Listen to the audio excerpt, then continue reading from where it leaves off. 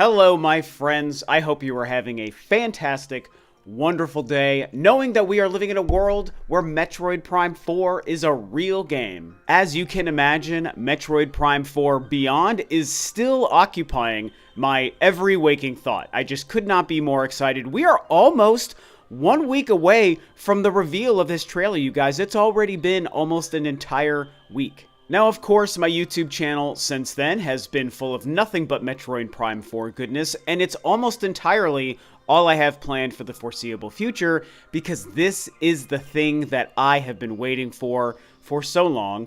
Just like you, 7 years, we've all been riding this emotional roller coaster of the 2017 reveal, the 2019 reboot, the 5 years of silence since then until this trailer, which, just speaking for myself, and I know for most people out there, absolutely blew me away, is living up to my expectations and beyond, and is giving us a lot to think about. I am constantly poring over this very brief footage and finding new things to talk about and having conversations with other fellow Metroid fans and friends of mine about what we've seen and coming up with new theories and thoughts. We are in a very exciting time as we continue to wait for more information from Nintendo. Now, one thing I do want to say before I jump into today's Metroid topic is I am going to try and get some non-Metroid videos out in the coming couple of days. I shouldn't even say that. Sometime this week, it's going to be my plan. That Nintendo Direct, it only had a handful of things for me, but the inclusion of Metroid Prime 4 still made it an A+, 10 out of 10, best Direct I've ever seen. It's just that simple. That's all I needed. 40 minutes of stuff that I really was like, on, and then Metroid Prime 4, best Direct in history. But I do just want to say, really the only thing that actually got me excited that I really cared about from that Direct, just speaking for my tastes. I'm not saying that it's good or bad. I don't mind that there were games that don't really get me excited. But the other thing I am excited for is The Legend of Zelda Echoes of Wisdom. That is a massive reveal, that game, everything that they're doing with it. So I have a ton of thoughts, and I am going to be making a video sometime this week on that, so I just want to let you know, even though I know most of my audience just wants to hear me talk about Metroid Prime 4 right now, and it is 99% of what I'm going to be talking about, I do have opinions on other things. I've got to talk about that Zelda game, so you can look forward to that sometime this week. Anyway, we're not here to talk about Zelda. We're talking more Metroid Prime 4 Beyond. And what I want to do is kind of add some of my own 2 cents and some of my own color into this conversation happening right now about what the game looks like.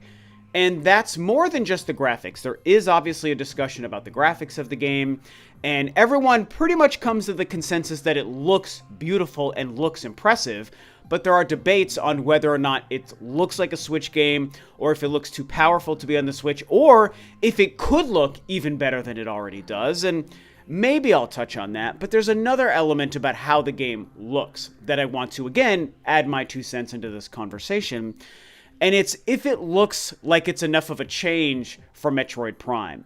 And a lot of people throwing the comparison around about if this game is going to be the Breath of the Wild for the Metroid franchise, which is a comparison that I both understand, but I also think is silly, and I don't really think applies to the game, especially now that we've seen it.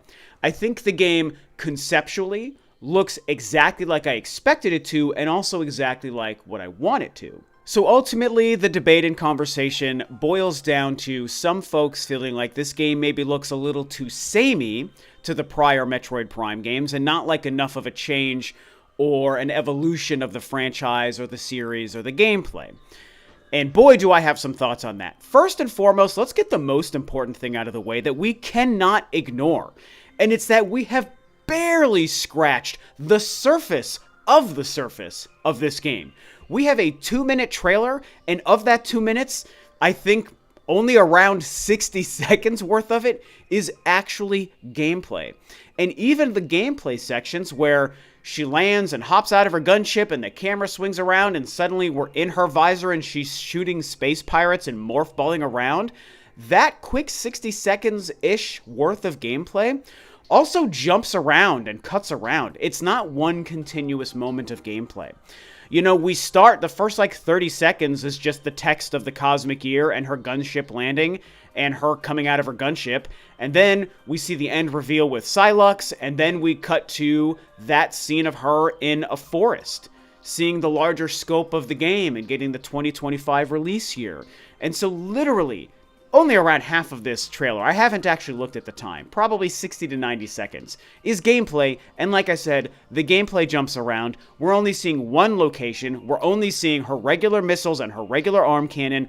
We don't understand any other gameplay tweaks, upgrades she's going to have, the different kind of beams, maybe other new morph ball abilities that we don't know about. There is a lot more about how this game is going to play that we still haven't seen. So again, it's massively important to just remember that, guys, that we're literally seeing just barely the beginning of whatever Nintendo is going to be showing us about this game. So we don't even really know enough to know for sure how different this game might ultimately end up being from the prior Prime games.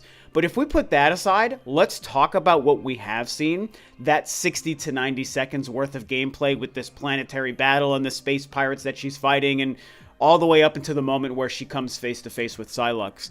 What we've seen from this game so far, and what I love about it, is the fact that no, it's not too samey, as some people want to say, to the prior Metroid Prime games.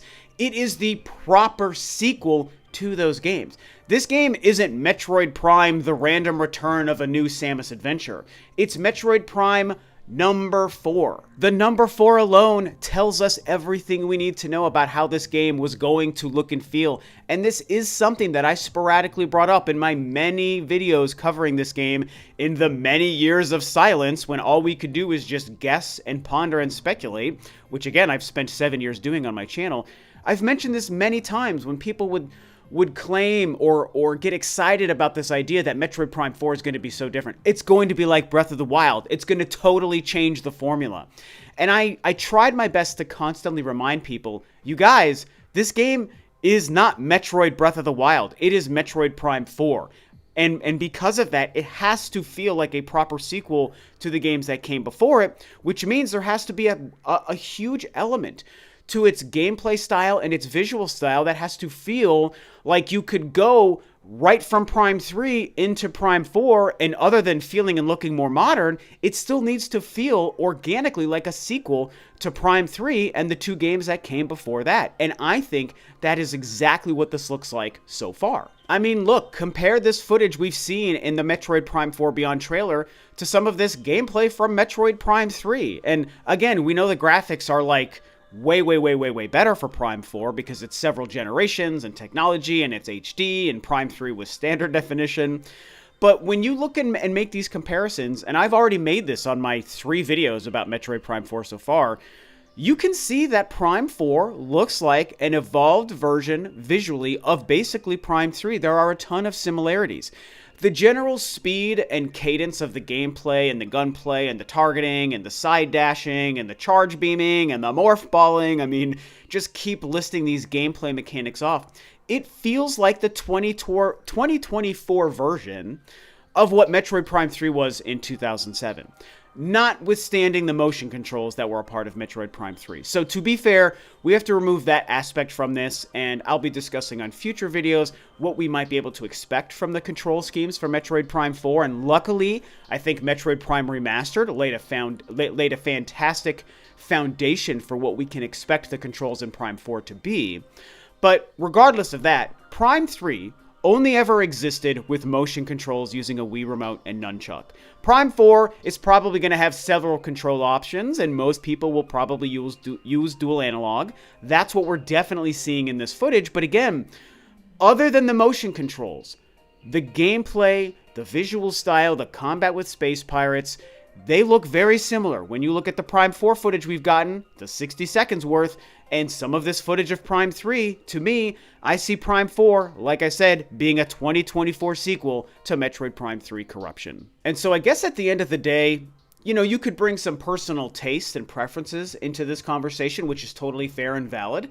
And some people might say, I've tried the Prime games and I didn't really care for them. I didn't like their gameplay or the exploration or the backtracking.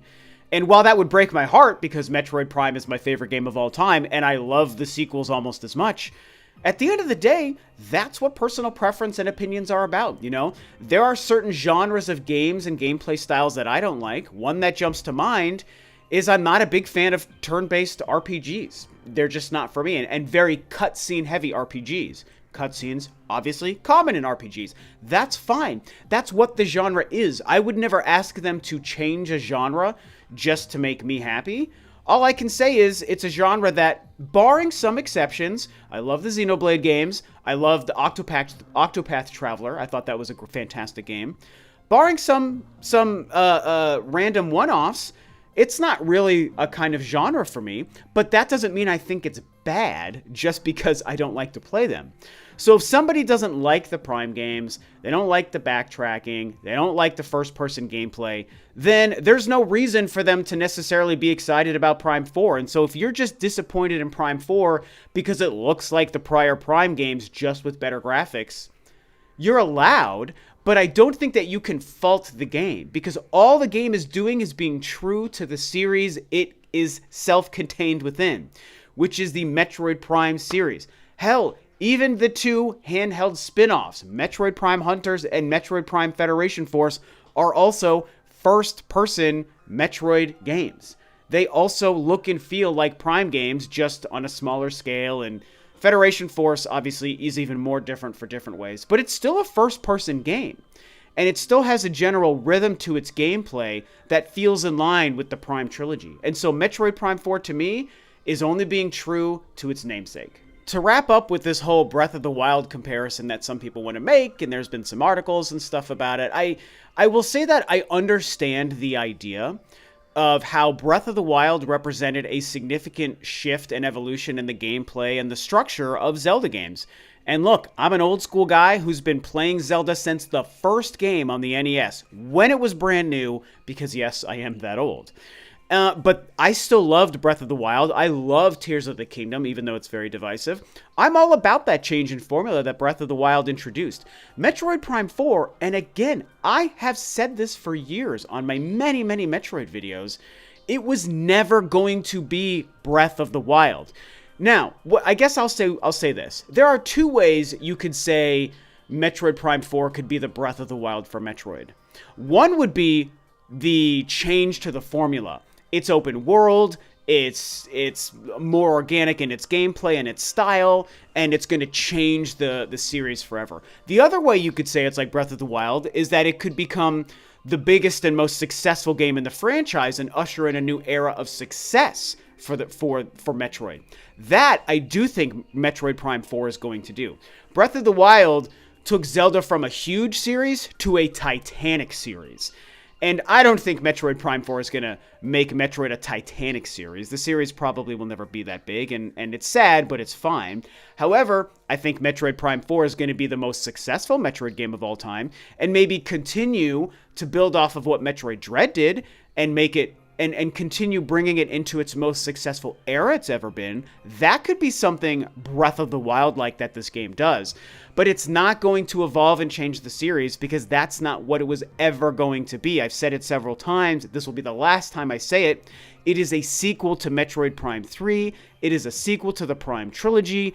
And it is just the next Prime game, just with better graphics, and now we have many months to wait and learn how they're going to evolve the gameplay in different ways, because we haven't seen any of that based on this initial teaser trailer. So obviously, this is a passionate subject for me, so of course, like I said, I wanted to add my own kind of 2 cents and perspective into this conversation. I've seen the debate, I've seen the conversation, and it's fine, but I just think some people are maybe misreading it a little bit. Like I mentioned, if your preference is to not play a Metroid Prime experience, then sure, Metroid Prime 4 probably wouldn't get you excited because it's just another Metroid Prime game. But for people who like that, or for people who understand how sequels work, even sequels that span generations, we've seen it with games like Uncharted or Halo. I mean, Halo is a great example. Grand Theft Auto. These games are still true to the series they're within, but they evolve in certain ways even when they jump generations. Metroid Prime 4 is just a sequel to the Metroid Prime trilogy, but it's jumped 2 console generations. That's all we're seeing, and to me, it's all I ever wanted it to be. Just be bigger and better and prettier, but feel like a Prime game. That's all it needed to be, and I love seeing what it is. And that final shot of her walking into that forest and whatever's going on there, lots of theories that I have also to talk about with that. I mean, boy, there's a lot to take away from this 2-minute trailer. that starts to show us the scope of the game. And so we can get excited about what we're going to learn when we see new locations and new beams and new upgrades that we've probably never seen Samus have before that I think will be a part of this game. So this is what I think. I wanted to just squash this right here and now. This game isn't too samey. It's just a sequel. The way sequels are supposed to be, and it's why I know it is going to be magnificent.